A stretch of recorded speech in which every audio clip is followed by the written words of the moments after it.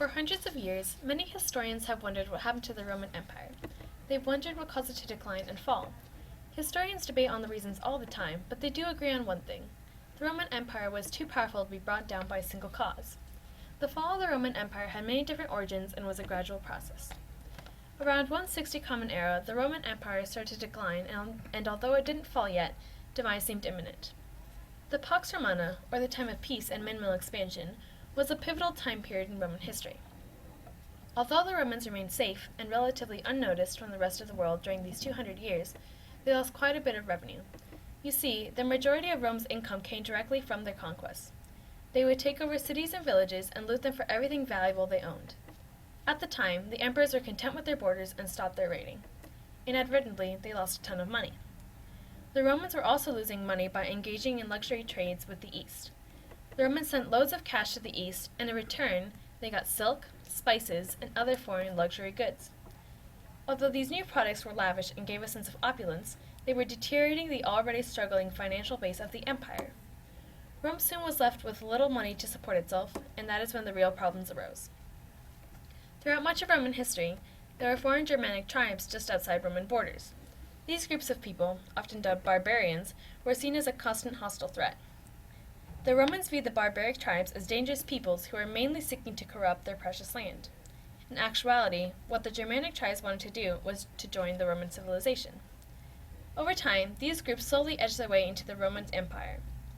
At first, this was done through small raids and pillages. They would organize small attacks on Rome and eventually gain profit from them. One tactic Rome used to try to quell the barbarians was giving money to one tribe as long as they would fight the others. This generally kept the barbarians focused on each other as opposed to Rome, but at the same time, gave the enemies quite a bit of wealth that Rome so desperately needed. As if this economic stress weren't enough, Rome was also suffering from a disastrous epidemic that was raging across the empire. Many of the soldiers previously fighting against the Parthians in the east were returning and bringing new illnesses, possibly smallpox, back with them. Thus broke out some form of plague that ravaged the Roman population. Over 10% of the Roman people perished because of the plague. Not only did this drain the Roman populace, but it also took toll on tax income. Now Rome had lost both people and money, and had no way of gaining anything in either of those two categories. Even more money was being lost. This was yet another strain on the economic resources of Rome. With the decreased population, Rome found itself struggling to make ends meet. It needed more money and more people. They tackled the first problem by increasing taxes and debasing coins. The debasing of coins caused inflation that debilitated the economy even further. The soldiers became unhappy as a result of the taxation and posed the threat of revolt, so the government gave them more money, hoping to keep them calm. However, this meant that the government had even less money to work with. This created a never-ending self-destructive cycle that tore Rome apart. Now for the second problem, decreasing population. The fewer people Rome had, the smaller the army. To combat this issue, the Roman government recruited barbarians from the borders to come fight for them. This enlarged the military, but also gave more barbarians access to key portions of the Roman Empire.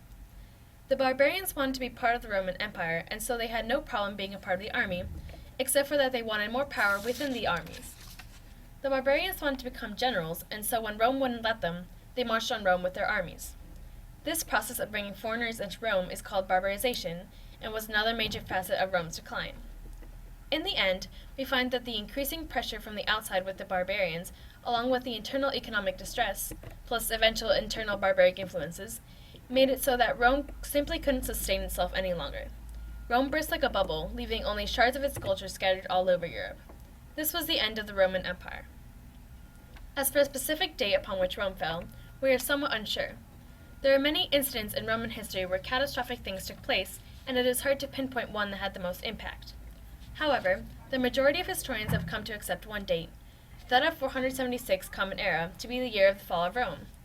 In 476, the last Western Roman emperor, Romulus Augustus, was overthrown by Ottokar, a Germanic prince.